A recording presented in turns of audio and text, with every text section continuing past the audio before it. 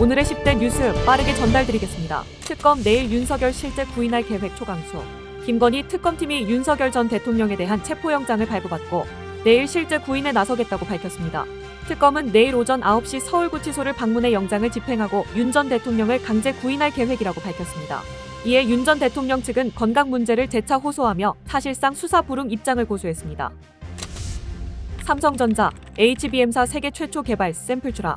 삼성전자가 2분기 실적 발표 컨퍼런스콜에서 세계 최초로 6세대 고대역 폭메모리 HBM사 개발을 완료했으며 이미 주요 고객사의 샘플을 출하했다고 밝혔습니다. HBM 시장의 주도권을 되찾기 위한 삼성의 초격차 전략이 본격화된 것으로 2026년 수요에 맞춰 공급을 늘려나갈 계획입니다. 이시원, 특검 출석, 휴대폰 포렌식 협조. 순직 해병 사건 수사 외압 의혹의 핵심 인물인 이시원 전 공직기강 비서관이 특검에 출석했습니다. 해병대 수사단이 채 상병 사건 기록을 경찰에 이첩한 2023년 8월 2일부터 주요 관계자들과 여러 차례 연락을 주고받은 것으로 알려진 이 전 비서관은 자신의 휴대폰 포렌식 작업에 협조하겠다는 의사를 밝혔습니다. 대통령 한미 관세 협상, 만족스럽진 않지만 성과. 이재명 대통령이 한미 관세 협상 타결에 대해 만족할 정도는 아니지만 상당한 성과라고 평가했습니다. 이 대통령은 고위공직자 워크숍에서 협상에 영향을 줄까봐 그동안 말을 아꼈던 전략적 배경을 설명하고 관계자들의 노고를 격려했습니다.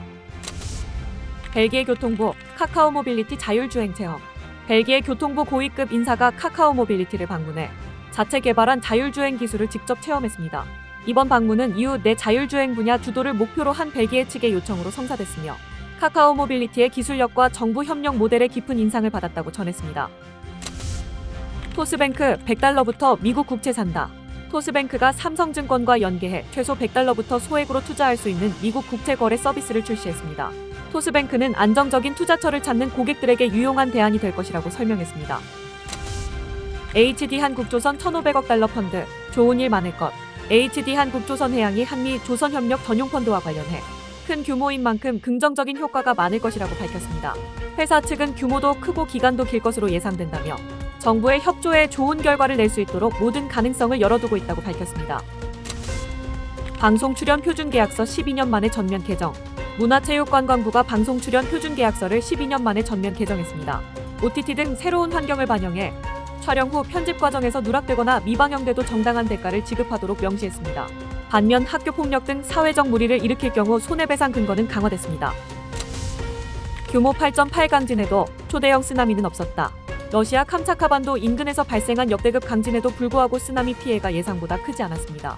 전문가들은 지진의 에너지 규모 차이, 적은 단층 이동 변화, 대규모 해저 산사태 부재 등을 원인으로 꼽고 있습니다. 미국, 태국, 캄보디아와 무역 협상 전격 타결. 미국 트럼프 행정부가 국경 분쟁을 벌이던 태국, 캄보디아와 무역 협상을 타결했다고 밝혔습니다. 하워드 러트닉 상무장관은 트럼프 대통령이 직접 양국 정상과 통화에 휴전을 중재했고 이를 바탕으로 무역 합의까지 이끌어냈다고 밝혔습니다. 구체적인 관세율 등은 공개되지 않았습니다. 세상의 빠른 흐름, 구독으로 놓치지 마세요.